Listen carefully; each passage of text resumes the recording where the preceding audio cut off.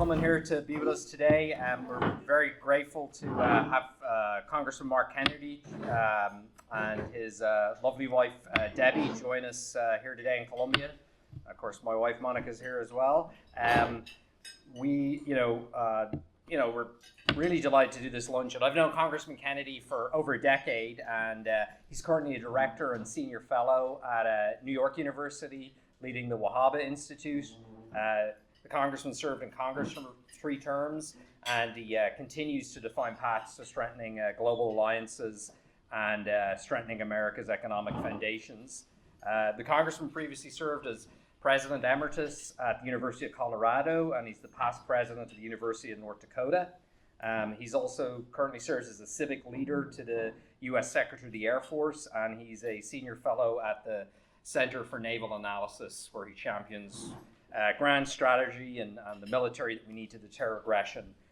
He's also served as a presidentially appointed trade advisor. He serves on the Council on Foreign Relations and is chairman emeritus at the Economic Club of Minnesota. So after that lengthy introduction, we're delighted to welcome Congressman Kennedy and his wife here. So Congressman Kennedy, the floor is yours, sir.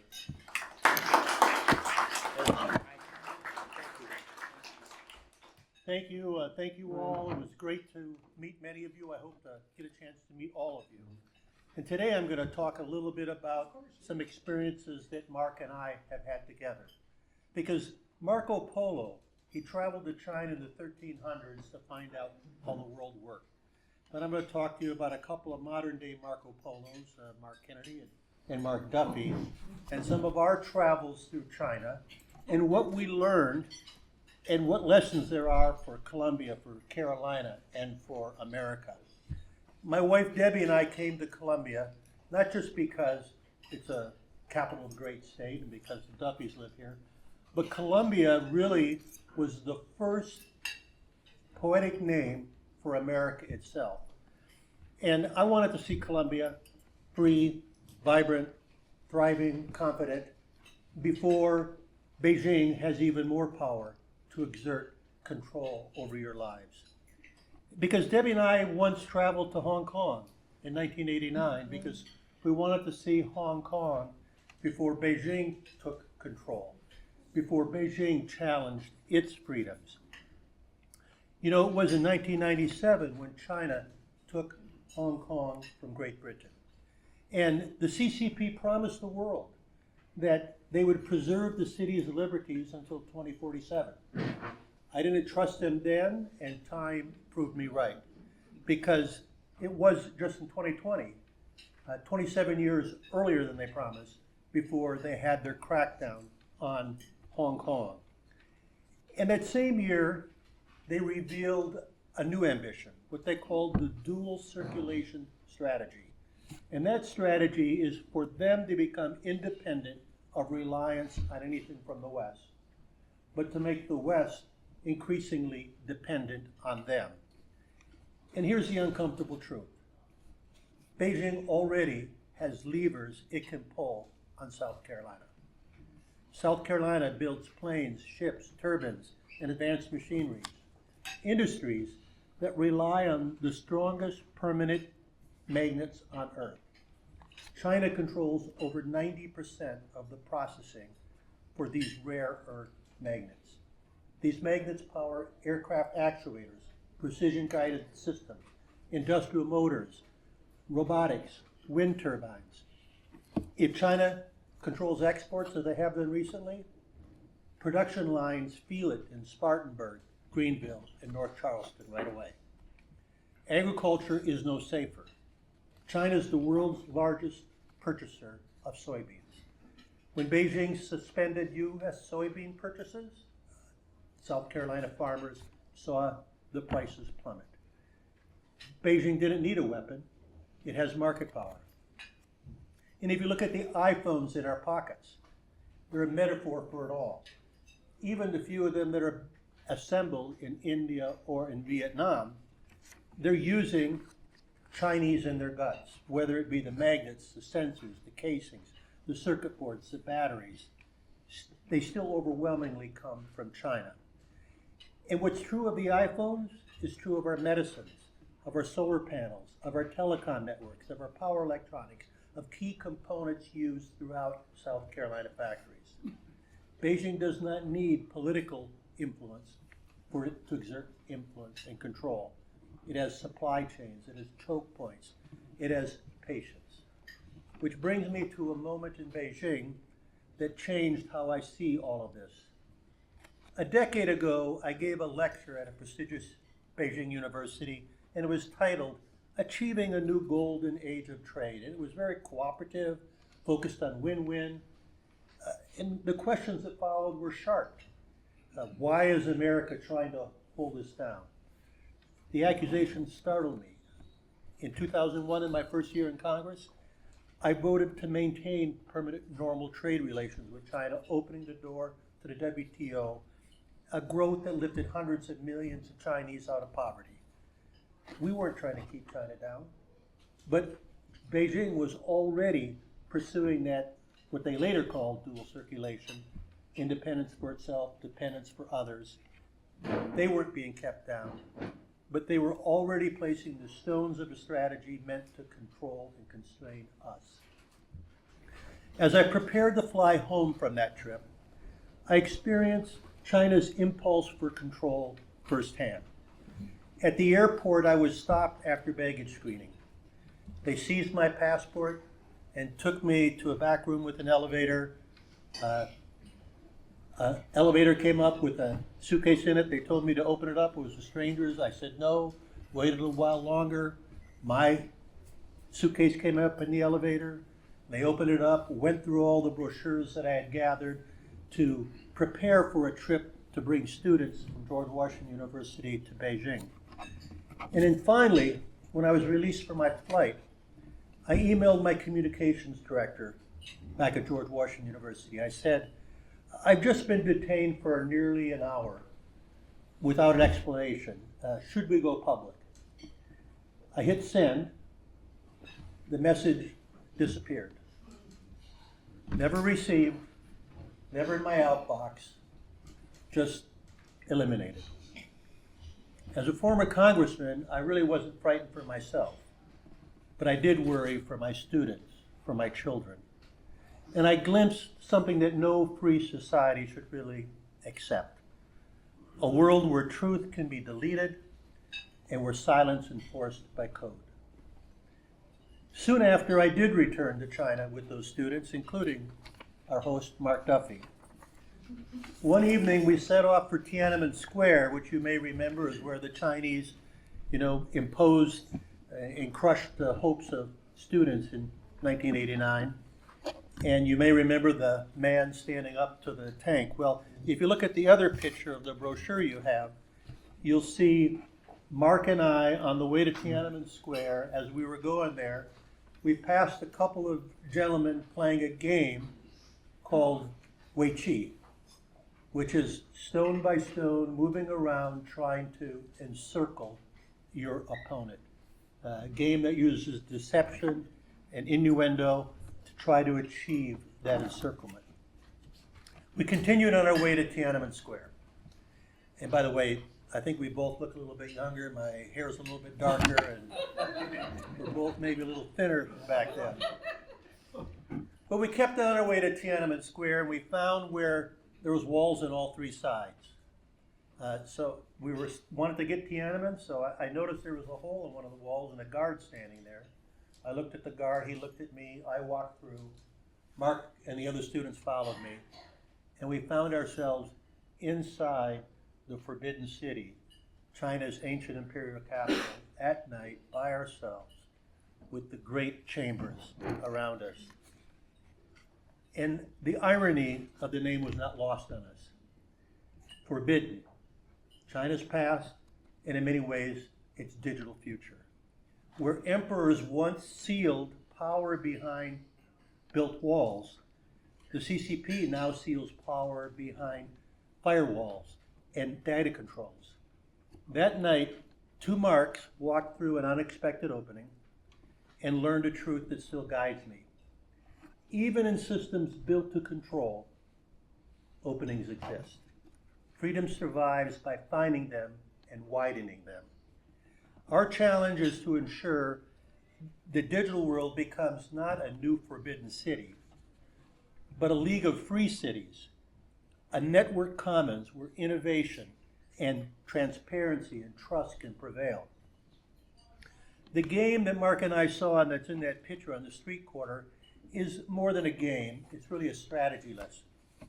You really need to remember that America thinks like Clausewitz and chess, to have a decisive battle, to declare checkmate. But the Chinese think like Sun Tzu and Wei Qi, which is innuendo, deception, surrounding, fight, win without ever fighting.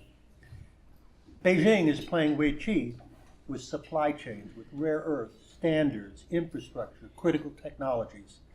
And while China sacrifices short-term profit for long-term control, we too often sacrifice long-term strength for short-term comfort. Freedom cannot survive with quarterly thinking.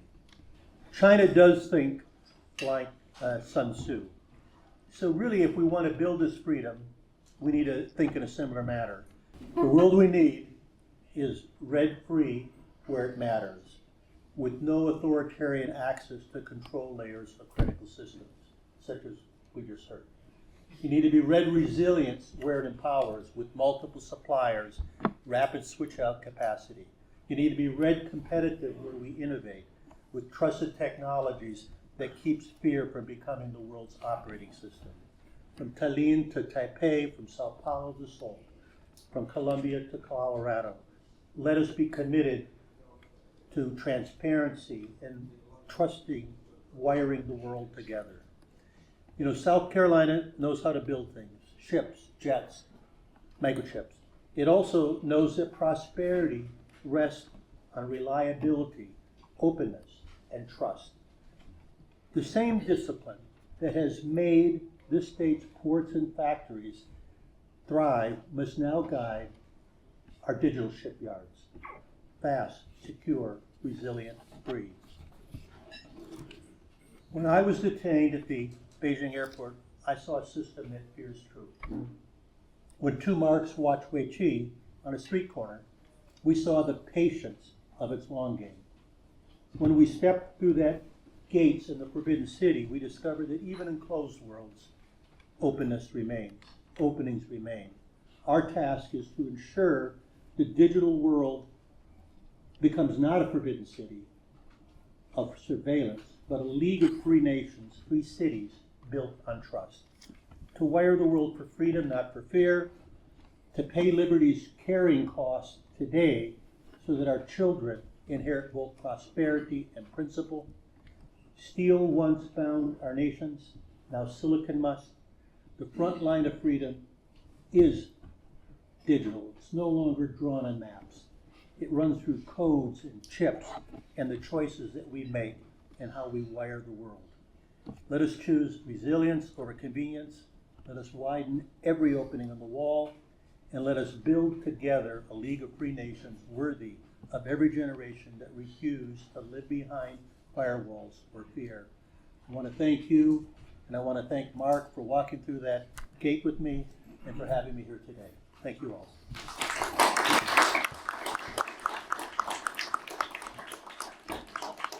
Thank you, Congressman Kennedy. I know we're gonna have a fireside chat for about 5 minutes, and then open it up to some questions from that. Be trusted to adhere to this new trade deal, which impacts South Carolina farmers, and how can we hold the Chinese accountable? Well, first of all, even if they do follow that deal, it's a one-year deal. And second of all, once shame on you, twice shame on me. Third time, I don't know what, but we know what China does when we challenge them. And the first thing they'll do is they'll hit their levers that go into key constituents in swing districts. So what happened when Trump went after them the first time? They cut back in soybean purchases. What happened when they went after the second time? They cut back in soybean purchases. What's going to happen the next time Trump goes after him, or a U.S. president goes after them and challenge on any of the things we talked about? They're going to go after soybean purchases. So yes, to enforce constituents like that, you have to have snapback provisions where whatever tariffs you had on them snap right back. But realistically, when we put tariffs on China, they found other places around the world to sell their goods, largely throughout the global south. It's a hard message to farmers, but in the strategic competition, if you're relying on selling soybeans to China, that is a high-risk strategy, and we need to work very hard at finding other markets besides China or other crops besides soybeans. Not a popular message to tell farmers, but it's a reality in the strategic competition that we face. And I love farmers. My wife's a farmer's daughter. They say the best thing you could do is marry a farmer's only daughter. I did just that. So I wish the best for farmers, and I want to help them however we can, but we need to face reality. Talking about foreign policy, my old boss, the late U.S. Senator John McCain, he predicted in 2014 that the actions by the Obama administration in not providing weapons to Ukraine after Crimea was invaded by Russia. Senator McCain said at the time, "There's nothing that provokes Vladimir Putin like weakness." President Trump, he recently had the Alaska summit. We're talking to the Russians a lot. There's talk of secondary sanctions. Senator Graham from South Carolina has a secondary sanctions bill going after Chinese oil, Indian oil, anybody who buys oil from Russia. What do you think needs to happen there? How do we get tougher with Putin, and where do you see these negotiations going with the Russians? I think Putin has shown that he has very definitive goals that we can't accept. And Putin really only understands one thing, and that's either battlefield losses or economic losses. Now, we were just with former Joint Chief of Staff yesterday, General C.Q. Brown, talking about how little ground Russia is gaining and how long it will take them to achieve their goals, and it'll be years. But we need to move it from them taking a little bit of ground to the other way, or this will continue. And those that think we can ignore Ukraine probably need to take another history lesson or two. So what Senator Graham is proposing of secondary sanctions is one way of trying to achieve that economically, and that may work.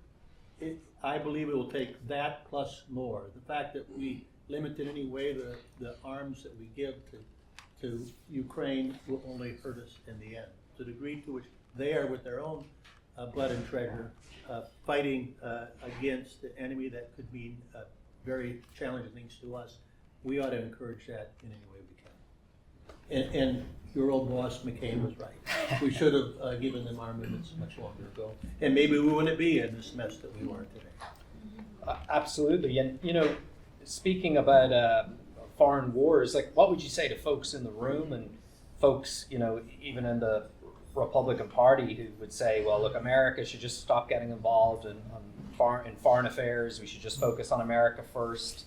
With all these foreign wars, Iraq, Afghanistan, we need to stop giving these countries money. What would you say to folks who call for a isolationist foreign policy? Well, I'm neither interventionist nor isolationist. I understand the urge it has them. The first thing I would tell them is throw away your iPhone if you don't believe that we ought to be focused on the world, and start using landlines instead. Because, as I hope I just made clear, through the iPhone and every other way that we're ingrained with them, they have an ability to control us. And you know what happens when we pull back from the world? China fills in. And you know what happens when we do export controls, where we're not letting it go to China, but we're not letting it go to some other country? China fills in. And when I talked about that encirclement, that Weiqi game, what we call the most expansive definition of the West, including Japan and Korea and Australia, includes 10% of the world's population or land mass, and maybe 15-20% of it. We're surrounded by the world that's being wired by China right now. And if you don't think waking up for your children to have a world where they have these islands we call the West, surrounded by the rest, that are all wired according to Chinese standards, if you don't think that's a concern to your children, I'm not sure I can help further. So we have to be engaged in the world. We're all interconnected in so many different ways. And our pulling back is, I would say the message that you were processing there is exactly what China, to the extent they're manipulating our foreign policy, want us to think. That we should just pull back and not worry about the rest of the world. Let China have it all. Coming back to South Carolina, I'm fortunate to serve as one of the co-chairs on the South Carolina-Ireland Trade Commission, along with Nikki and Katrina, and Mark as well, who's in the room. Talking about trade, how do we increase bilateral trade and create more jobs for South Carolina families? Do we need to be engaging with more trade with our allies like Ireland, like Germany, and the European Union? And, maybe you could speak a bit to some of the, the implications of the 15% tariff on the European Union. Well, if you think about trade, and the world is still going on in trading, and to the extent we put up walls against others, they're just trading more with each other. I would just say trade agreements normally lower barriers for our exports. If you look at, for example, when we put tariffs on China, automobile imports, they put tariffs on our imports into China. And Spartanburg used to make, or maybe still make, some of the M5s, which primarily go to China, but because of the tariffs, they had to move that production from Spartanburg back out to Asia to avoid those tariffs. We worry that Mexico, is more of an attractive place to invest than America. Part of that is because Mexico has trade agreements with 2 to 3 times as many countries as America. So if somebody comes and invests in Mexico, they have more places they can export it from without barriers than they do in America. So yes, we need to worry about barriers to our exports, but and we need to also worry if somebody's dumping on us, but we need to have that trade. The other thing is, you got Chinese or somebody else. If you think that all those components in the iPhones are going to be built by Americans without a lot of robotics here in South Carolina, you plan on spending a lot more money for your iPhone and everything else. We need to either embrace trusted non-Chinese, low-income place to put our high labor content production, and or we need to use a lot more robotics. But moving back into the trade space is something that we need to get back to. We're going to find that out. You're already finding that out in inflation today. We're going to find out whether the economists have been lying to us for the last century or not. And I think we're going to begin to find out that there may be some adjustments to that strategy. And we do need to blunt the distortions that China's doing. But we do not need to create extraordinary distortions of our own that only hurt South Carolina and hurt America and hurt your pocketbooks when you go to the grocery store and buy goods. One last question, then we're going to open up to the group. South Carolina, it's a great military state. In recent years across America, we've seen Chinese investors buying up U.S. farmland. We have companies, even here in South Carolina, that are now owned by Chinese billionaires. What more can be done here in South Carolina to, stand, and at the state level, to stop China kind of taking over, buying land in the state, buying up companies? What more can be done to counter China's rise? Well, I think we do need to protect our critical assets, but we also don't want to be anti-Chinese. If the government or a government-controlled entity that's near a critical infrastructure, a military base, or some other key electronics manufacturing site, I think we need to have some protection against that. But let's be targeted in our approach, because we still need to welcome the best talent from around the world here and have them feel we're welcome. The federal government is taking some actions on this. The state can do better. And from a surveillance and we also have to worry about all the drones that are built in China and what they could do for us. But yes, I think the state can, in a targeted way, protect critical places where not having that ability to surveil is important. Well, Congressman, thank you. I know we're going to open up to the group if folks have any questions. I know we have a conversation. Going back to AI and the new digital infrastructure, how are we going to address the energy infrastructure that's needed to continue to deal with AI and with digital assets and things of that nature?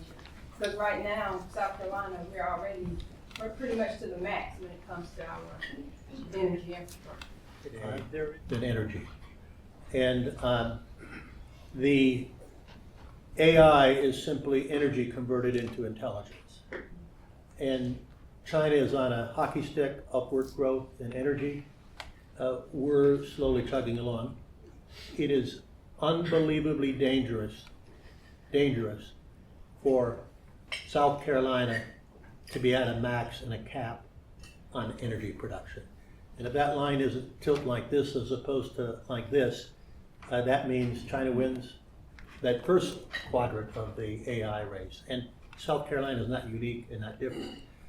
The challenge we really have is in China, if they need more power, they can say build more power, and they build more power. In America, even if the president or the federal government said it, much of this is controlled, not just at the state or the counties, but it's controlled with, I guess, 4 different groups here within South Carolina, each of which have their own regions. That's all good, and it's worked for us in the past, but somehow anything that slows the growth of energy production, we need to get past those barriers in a hurry. A lot of that's getting the permitting done right, but there are other restrictions, whether restrictions of energy crossing state borders or others that are detrimental to our winning the AI race. The other thing is, I got in trouble when I voted for an energy bill because people didn't like some portions of the energy that were in it. But I told them I was for an all of the above in the energy bill back in 2002, 2003. We need to also be for an all of the above energy approach now. Not just our traditional carbon sources, but nuclear, in which I understand we're making some progress here. But wind and solar is becoming increasingly competitive. China is being powered in great part by wind and solar. And we need to be kicking on all 4 cylinders with any restrictions that keep us from growing energy addressed on an exponential path, or we're in trouble for this tech race. Ben White, Irish lad, doing a JD MBA here. Got off the boat about 5 months ago, new here. Got off the boat from where? I actually, funnily enough, from Poland. It's a whole long story. I've lived throughout a lot of Europe. But my question is to you on more the geopolitical end of this trade stuff. So I live, as I said, I've lived in a fair few parts of Europe. I have a few contacts in the Commission of the EU and a couple of defence contractors out there, and I've talked to them about this issue about China. And the prevailing attitude that I've noticed in Europe has been one of indifference, one where they don't really understand the United States mission against China, and one where they feel like they can benefit from the trade disagreements between the US and China through the windfalls that you're talking about that China dumps onto other countries, right? And I'm wondering, from an American perspective, because of that, we're seeing 2 different ideas of what the West is now between America and Europe, and it is genuinely causing strains in the relationship, I feel. How do you find, as a superpower, right, as the American superpower, how do you find a message that brings Europe on board with that? In a way where they're more than just like a partner on the sidelines, cheering you on occasionally and then asking for weapons to combat Russia. And on a more deep level where you're both facing these issues the way you would have in the Cold War, where it's a united front against both aggressive parties. In America, and we have more of a sense of urgency here. One of the articles I wrote that got amongst the most views of others was when there was Brexit happening. I said Brexit is a Russian victory. And part of the reason Brexit was a Russian victory is because when we had the United Kingdom within the European Union, you had a strong voice that would be for markets, that would be for more of a sensible defense approach. Without UK there, actually Poland, your country, is amongst our strongest voices, along with Estonia, Latvia, Estonia. So they have drifted, but what they're finding is China has their expiration date set too. Dual circulation doesn't just apply to America, it applies to Europe. And they're starting to buy less from Europe. And then as we put up barriers to some of the Chinese goods, they're being flooded to other places around the world, including Europe. It's beginning to change their views. And the new administration under van der Leyen is moving a bit more in our direction. I've actually given 3 speeches in France in the last year, also telling them that their excess regulations are suffocating their businesses in a way that's detrimental to them. There's 11 times more AI private investment in America than in Europe. There is as much AI investment in the United Kingdom as France and Germany combined. Because of their excessive regulations that they're laying down, they've just within the recent weeks begun to pull that back. But we also need a stronger Europe pulled together more tightly so they're not fractional and ineffective that way. But when we're trying to get EU on our side, as I said, we're playing with a lot of countries that are more friendly to us, and Poland, as you are just highlighting, is one of those that is key to that. Is there some leaking of confidential? Yes, I think there is. But I think if you wait and you do a balance, and we need to be more nuanced in this tight competition we're at, how much extra growth do we have in our innovation based on having Chinese students here versus what are we losing? We're gaining. The other challenge is that we don't have enough Americans going into engineering, going into the hard sciences. It's tough work. The other frustration I had as a university president, it costs you at least twice as much as a university to educate an engineer as educate somebody in sociology. And normally, we charge more for an engineering degree because of it. Insanity. If we need more engineers and we want more Americans to go in engineering, and a lot of times the ones that are really go through the hard work to do that are coming from first generation families like Debbie and I were both first generation, we're particularly worried about the price of tuition. You should be giving that engineering degrees away free. So yes to Chinese students. We always collaborated with the FBI and others on making sure that we were doing the best we could to keep the negative things from happening. But also we need to recognize that we need to do a better job of making engineering more attractive to Americans. Commissioner. Taiwan invasion, more likely today or less likely than 10 years ago? What's the United States position or responsibility? I think in the immediate future, since China's just gone through a purge of their military, it's not immediate. But I think the more likely, the more weaker we are, the more vulnerable we are, the more likely it's going to happen. If China knows that they have us all digitally wired, and they can shut down our water systems and our airports and our hospitals, and depress morale in America, if we try to challenge them in a Taiwan crisis, they're more likely to happen. If we are recklessly running the lowest defense spending as a percentage of GDP since World War II, even though it's perhaps the riskiest time since World War II, we're telling the rest of Europe they need to be spending 5% in defense, which we used to spend not too long ago. And now we're spending 2.5%, maybe 3% on defense. That is the type of weakness, in my mind, that McCain was talking to Mark about. We also have a challenge that the military can't start new modernizations until they have a budget. But the appropriation doesn't happen until a year later, because everything goes into a continuing resolution and ultimately into some kind of omnibus. We need to unlock the ability of the military to move towards that modernization. We also have members of the delegation that don't let you, if you read the Defense Authorization Act, multiple times they'll say the Department of Defense must maintain at least this many A-10s, at least this many C-130s, at least X, Y, and Z. When the military doesn't really want that many anymore.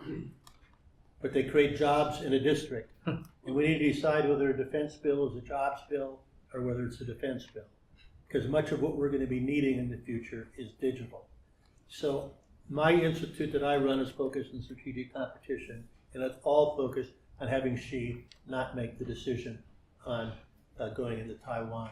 But all the points of weakness that I just talked about are invitations for him to do that. The other thing we're going to need is we're going to need allies. And so to be charging more in tariffs to an ally than they're charging on us isn't necessarily embracing them in the way that we need to have our allies. Congressman, thank you for your time and your insight today. Question, if you are opposite this conversation, if you're a Chinese leadership, what do you see as the primary threats that America presents to you? And, Presents to China? yeah, what threats do we present to them that we can exploit as leverage to achieve our needs? The primary things that they find offensive are that we wired the world based on values and standards that align with democracy.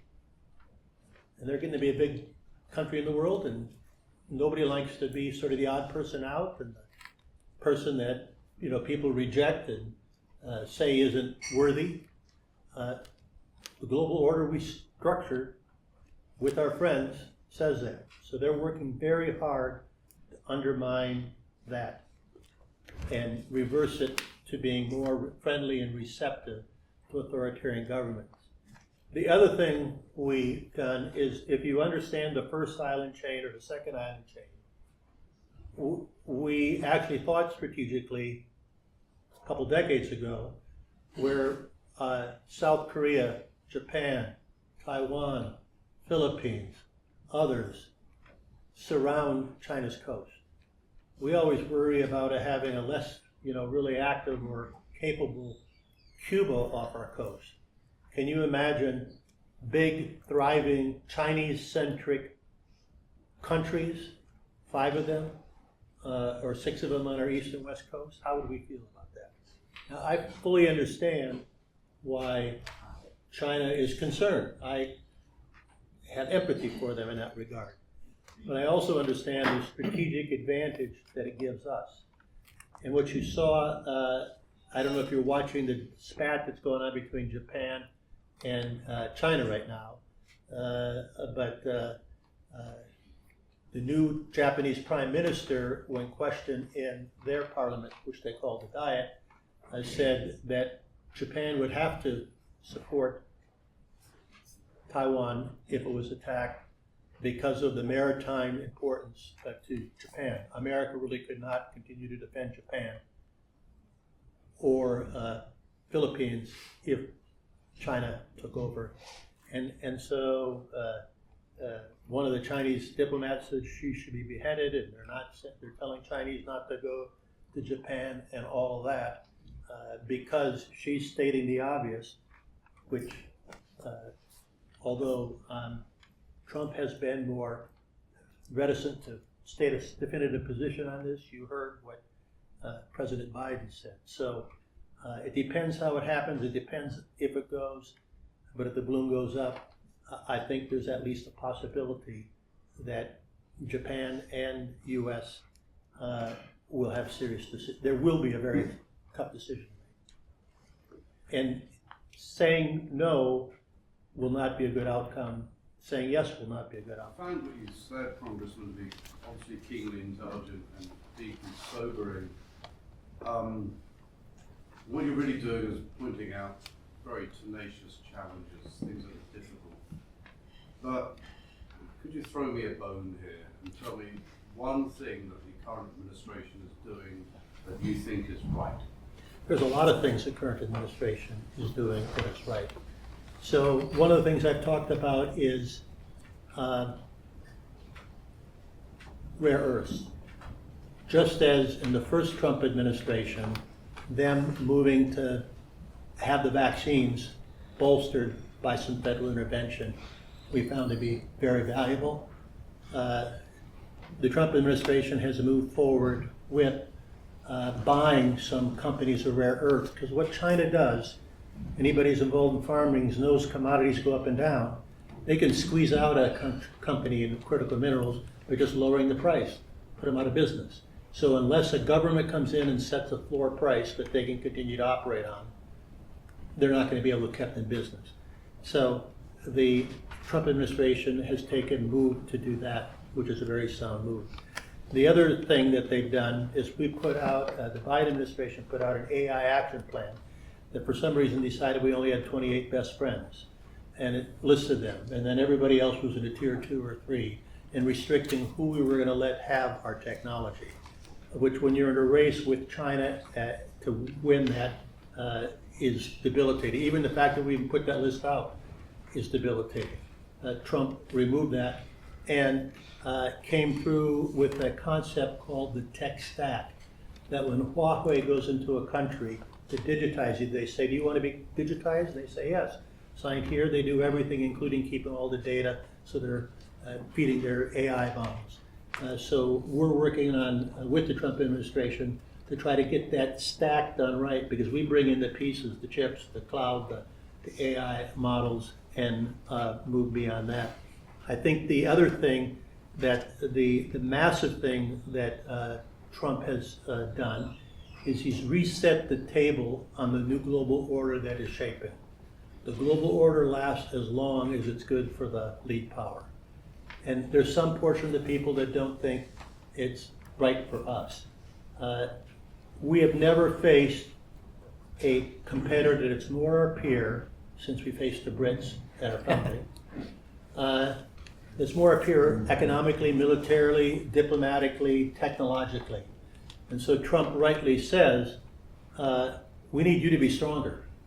So pushing not just Europe, but Japan and Korea and others to amp up their investment more is another very positive. On and on and on, but those are 3 big things that the Trump administration has done right, and I hope you didn't take from this in any way, shape, or form that I'm being overly critical towards one administration or another. I'm being critical towards policies that aren't aligned with keeping Xi Jinping from going after Taipei. One last, I think Grant had us on real quick, and then we're going to close. I'd like to get your opinion, particularly on, when obviously when Nixon was president, he opened up relations with the Chinese and kind of exploited what was a crack between the Soviets and the Chinese, really for our own geopolitical strategy in a way. Where do you think that India is kind of like that in this particular situation? Where do you see the Indian country in the future in terms of maybe being a wedge, maybe using them for leverage with our geopolitical goals? Well, you bring up a very important point, because there's few countries as big as India. Frankly, another place where maybe selling farmers' goods would be India, that has actually more people now than China. So we want to keep them on the west as much as we can. Their colonial past keeps them from wanting to fully align with us, so they're going to want to hedge. The first time I went to India, I met with a diplomat there. This was a decade or so ago. And we were having a conflict in Afghanistan. We were hot in that pursuit. And he said, you know what's going to happen? You guys, America, are going to come into Afghanistan, mess everything up, and leave. And leave the mess behind. And we're going to need to work with Russia and others to get it fixed. So don't expect us to fully delink from Russia. So I have not yet decided on whether long term, what Trump has done in India with a 25% tariff and 50% all is going to make sense. He's trying to push them closer to the West and not with Russia. But our inconsistency in foreign policy gives India real reasons to want to hedge. So we'd like to have them more on our side. And they do create a huge balance vis-a-vis China. The other thing you'll find is that India is perhaps the most protectionist country on the planet. And in the World Trade Organization, they're always defying the ointment to keep good things from happening. So as much as, we're Apple's moving production out of China into India, having it in more places is better than fewer places. having it in people that are ostensibly democracies is better than having it in authoritarians. We want to be closer to India, but we should not expect anytime soon that they're going to be as close and committed of an ally as we have in Japan or Australia. But we need to spend a lot more time on India. So I just wanted to say I very much appreciate the opportunity, Mark. I hope I presented everything based on a policy alignment with deterrence, without regard for what, trying to be as nonpartisan as possible. But these are important issues. I do know as a congressman that we don't act unless the people push. So I hope I've gotten a chance to express some of these views to people that'll help push those elected officials to act on these very important issues that are going to be important to not just our lives, but our children and our grandchildren. Thank you so much. Well, thank you, Congressman.